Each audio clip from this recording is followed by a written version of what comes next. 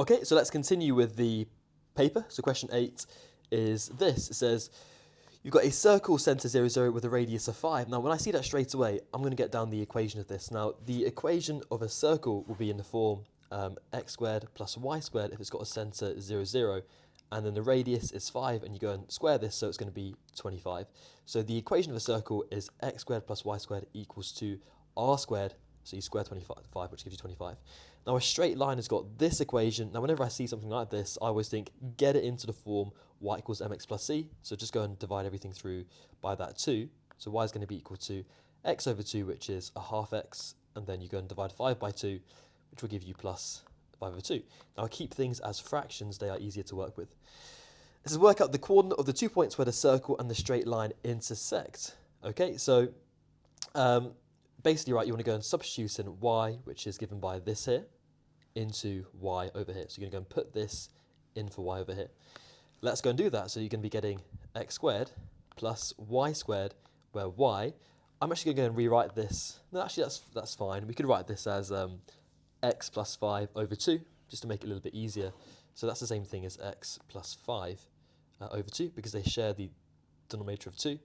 And you're going to go and square that equal to 25. And you just got to go and kind of work through this now. So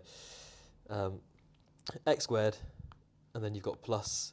If you go and expand this bracket over here, if we just go and consider that maybe, let's go and do this down here. So that means you've got x plus 5 over 2, and you're timesing it by x plus 5 over 2. Now looking at the numerators, when you times fractions together, you've got a pair of double brackets. That's going to go to x squared. Then you've got the x times by 5, which is 5x, but you've got it twice, so that will go to plus 10x. And then 5 times by 5 gives you plus 25, all being divided by 2 times 2, which is 4. So this is going to go to x squared plus 10x plus 25 being divided by 4. And that is equal to 25. Now, I've got this fraction here, which is not useful, so I want to just times everything through by 4. So times everything through by 4, because then that 4 will end up cancelling out over there. So times everything by 4, that will go to 4x squared, plus, and then the next middle term will go to x squared plus 10x plus 25. Everything will cancel out, being equal to 25 by 4, which is 100. And then we just kind of go and collect up the terms. So you've got a 4x squared, and you've got a plus x squared, and then we can just go and simplify. So it's going to go to 5x squared plus the 10x, which is there, and then you've got 25, take away 100, which will give you minus 75. So take away 75 is equal to 0. Now you can divide everything through by 5, make it a little bit easier. So x squared plus 2x, and then minus 15. Is going to be equal to 0. This is a quadratic that you can factorize. Times give you minus 15, adds give you 2. It's going to be plus 5 and minus 3, isn't it? So it's going to go to x plus 5, and then x minus 3 being equal to 0. Therefore, your two x solutions are going to be x being equal to minus 5 and x being equal to 3. So that's the first part of the question. Then to go and get the y parts, you just go and substitute in these values back into y up here. So if we do the first one, let's go and do it in green. So when x is minus 5, it's going to go to, it's right down here, when x is minus 5, y is going to be equal to, we've got a half x, so a half times by minus 5 plus 5 over 2. And that will go to minus 5 over 2 plus 5 over 2, which will be 0. So that one's quite nice. That goes to 0. And then the second one, you've got when x is 3, it's going to go to y is going to be 1 over 2 times by 3 plus 5 over 2. So that's going to go to 3 over 2 plus 5 over 2, which is 8 over 2, which is 4. So these should be your answers. So minus 5, 0, 3, 4. Good. Okay, that's what we got on the mark scheme. Very good. So these are your solutions. There we go. Okay. Question 9. Rearrange this here to make w the subject. Now again, you've got a fraction on the bottom. To get rid of that, you're going to times everything through by y squared take away 2. And if you do that, that's going to go to y. y bracket y squared take away 2 on the left-hand side being equal to y squared plus 5. And you want to end up getting all the y's onto one side, but first of all, you want to go and expand this bracket over here to give you wy squared take away 2w, and that's going to be equal to y squared plus 5. Now go and get the y squared, this one, onto the left-hand side by taking it away. And if we do that, we're going to be getting wy squared take away y squared. I'm actually just going to go and get that minus 2w and add it onto the right-hand side just in one go. So that's going to be equal to 5 plus 2w. Now, let's go and factorize out a w squared from the left-hand side. So w take away 1 will give you 5 plus 2w. Divide through by w take away 1. So y squared is going to be 5 plus 2w over w take away 1, and then go and square root everything. So go and square root the whole of 5 plus 2w over w take away 1, and this should be your answer. Okay, so 5 plus 2w, w take away 1. Yeah, that's correct. All good. No, sorry, if you square root it, you could have had plus or minus, but you get the mark for just leaving it as positive. That's fine. Okay, rationalise the denominator. So this is actually a bit of a GCSE question. To rationalise this, you want to times through by 3 plus root 5, because then you get the difference of 2 squares going on. So times through by 3 plus root 5 on the top and the bottom. You can do this, you're effectively timesing through by 1. Now if we look at the numerator part, you've got 1 plus root 5, and you've got 3 plus root 5. Now if you work through this, okay, timesing through the brackets, I'm going to assume you're good at timesing brackets. 1 times 3 is 3, plus root 5. Root 5 by 3 is plus 3 root 5, and then root 5 by root 5 is root 25, which is plus 5. So that's going to go to 3 plus 5, which is 8, plus 4 root 5. That is your numerator. On the bottom, you've got 3, take away root 5, bracket 3 plus root 5. And the surds will cancel out here because that is the difference of 2 squares again. So it's going to go into the form a squared take away b squared, where a is 3, so a squared is 9, take away b squared, b is root 5, and root 5 squared just gives you 5. So 9 take away 5 gives you 4. So overall, you've got 8 plus 4 root 5 over the denominator, which is 4. And you can just go and divide through by 4 here. So that will go to 2, that will go, and that will go. So it's going to go to 2 plus root 5, which simplifies nicely. So that should be correct. 2 plus root 5, question 10. Good. Okay. Question 11 looks like some differentiation. It says work out the positive value of x for when the second derivative is 55. So you want to go and take your y and differentiate it twice, and then we'll just go from there. So let's get to d2y by dx squared. So differentiate it first. Okay, so the first term, timesing it through by 4, is going to be 4 over 12, which is the same thing as a third.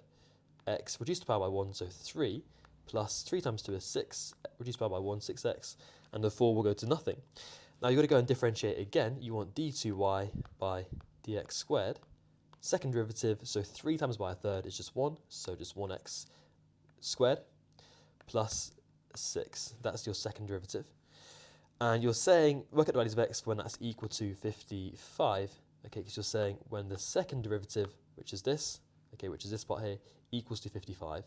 Now let's just go and take away the 6 and go and say you've got x squared is equal to 49. So x could be equal to root 49, which is plus or minus 7, but it must be plus 7 because it wants the positive value of x. So 7 is going to be your solution, hopefully. 7 is looking good. Okay. Question 12a is, sorry, let's look at the timer, make sure we're not going for too long. Stopwatch, 10 minutes, that's fine. Question 12a, work out the value of x between 0 and 360 for when sine x equals to minus 1. Now, if you're not sure for this one, you need to really be able to draw out your sine graph, which looks like this, between 0 and 360. Now, you're saying when it's minus 1, which is the very bottom of the graph, okay, and this value was going to correspond to this point over here. Well, that's 90, that's 180, this is 270. So this point here gives you the angle 270. Basically, right, you can't use a calculator, but if you sine inverse minus 1, you get 270. Between 0 and 360, that is the only value that you're going to have. Okay, part B, between 0 and 360, you've got root 3 times tan y equals to 1. Now, let's go and solve that equation. So divide through by root 3. So tan y is going to be equal to 1 over root 3. Now, you need to know, right, if you go and take the tan inverse of 1 over root 3, what that's going to go to. Now, off the top of my head, I've actually forgotten, but we can always derive it. Now, let's just have a little think for a second. This is going to come from the 2, 2, 2 triangle. So the triangle equilateral, where everything is side of 2, 2, and 2. You're going to split this in the middle. God, my iPad's really laggy. That's annoying. Anyway, right, this side here from Pythagoras, okay, because that's going to be equal to 1. That's going to be 1 there. Change the colours. So that's going to go to 1. 1 and then 1. That's going to be equal to root 3. If you go and do root 2 squared, take away 1 squared, and you want 1 over root 3, so it's going to be looking at this angle here, which is 60 from the equilateral triangle, because tan of the angle 60 would be the opposite side, which is root 3. No, I've gone the wrong way around. I actually want the 30-degree angle up here, because tan of 30 is the opposite side, which is 1, over the adjacent, which is root 3.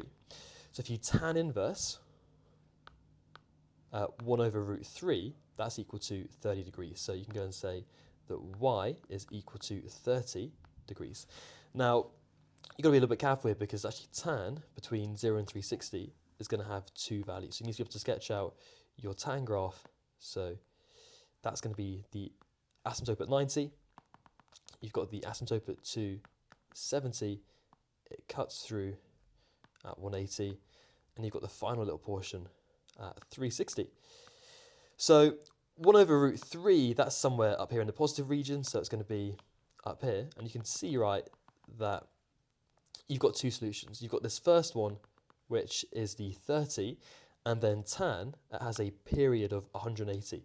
So period equal to 180, which means that the tan graph repeats every 180 degrees. So to get the value of this point up here, you just go and take the 30 and you add on 180 to it, which gives you 210, because tan, like, it repeats every 180 degrees. Okay, now between 0 and 360, there are only 2 solutions, which is 30 and 210. So your 2 solutions are 30 and 210. Okay, question 13. I want to write this as a single fraction. You want to get the denominators to be the same. Now, just ignore the plus 1 for the time being. Look at this part over here. I'm going to times the top and the bottom by 3x over here. I'm just going to go and zoom in. So I'm going to times the top by 3x and the bottom by 3x. Okay, you can do that because you're timesing through by 1. And with the 1 over 3x, times it through by x. So x over x, because then you're going to get the same denominators. So if I do this now, we've got 3x times by 2x, which is 6x squared. Take away 9x. 1 times x is x, so take away the x. All over that denominator of, it's going to be 3x squared. Okay, because if you've got the same denominator, you can just write it as one fraction. Now, actually, 1, to get it to be at 3x squared, 1, okay, you've got to go and then times that through by 3x squared. Okay, so 3x squared over 3x squared. You can do that because this is effectively timesing it through by 1. So now combining everything together, this is going to go to, my microphone, 6x squared minus 9x minus x plus 3x squared over 3x squared. So they all share the same denominator, which is why I can write it as a single fraction. Then just some tidying up to do. You've got a 6x squared plus a 3x squared, and you've got a minus 9x minus a 1x. That's going to give you 9x squared, and then minus 10x over 3x squared. Now, can I do any simplifying here? I can cancel out an x from each part. That will go down to x, that will go down to just 1, that will go down to x. So I can just go and finalize it as 9x take away 10 over 3x. Now, I can't do any more simplifying because 10 isn't a factor of 3, so I can't cancel out by 3. I've written it as a single fraction. Okay, this is a single fraction, and I've simplified it, so that should be correct. It looks a little bit awkward actually, but that could be fine. 13, yeah, that's fine, isn't it? Good, that is correct. Good stuff. Okay, I've then got this question here, question 14, inequality. I want to solve it where x is positive. Now, again, you want no fractions. Go and times everything through by x to get rid of the x on the bottom there. Just times everything through by x, which will leave you with 8 plus 3x squared, less than or equal to 10x. Now, this is going to be a quadratic. Get everything onto the same side, so take away the 10x. So 3x squared, take away 10x, plus 8 will be less than or equal to 0. Now, can I factorize this easily? Let's have a look. So can I just factorize it? Well, the first part is 3x squared, so that must be a 3x and an x. 8 and 2, it's going to be 4 and 2. So can I go and do a 4 here and a 2? That would have to be minus plus 2. No. Right, I've got to use the quadratic formula. It doesn't factorize. So that's a shame. A bit more working, but it should be fine. So quadratic formula is going to be this. X is minus b plus or minus the root of b squared, take away 4ac over 2a. I can't factorize it using brackets, where a is 3, b is minus 10, and c is 8. So I just whack it into the formula, and I just simplify it through. So x is minus 10, which is just 10, plus or minus the root of b squared, which is going to be just 100, take away 4 times 3 times by 8, all over 2 times 3. So x is going to be equal to 10 plus or minus the root of 100, take away 32 times by 3 is 66. 100 take away 66 is 34. Let me just double check that. That was quite quick. 18 is 32 times 3. What am I doing? What am I doing? That is wrong. 32 times 3 is 96. So 4 over 6. That looks a bit better. So x is going to have to be equal to 10 plus root 4 is 2 over 6. So x must be equal to 12 divided by 6, which is 2, or x is going to be equal to 10, take away 2 over 6, which is 8 over 6, which is 4 over 3, 4/3. Now, to actually solve this inequality, you've got to go and just make a quick sketch now. So you know it goes through the points 2 and also 4/3, which is going to be somewhere here. And the question is saying, when is this less than 0? So when is it below the x-axis? So it's between these 2 points here, isn't it? So you want everything here, which is between 4/3 and 2. So the way that you're going to write this is as follows. X must be bigger than or equal to 4/3, but less than or equal to 2. And that should be the answer. Quite a lot of working, actually. Question 14. Good. Looking good. Let's just check the time on this one. Timer. Okay, maybe one more question. Is this one here? Should we go through this one? Yeah. No, we're going to stop here, actually. We're going to stop here at question 14. Okay, good stuff.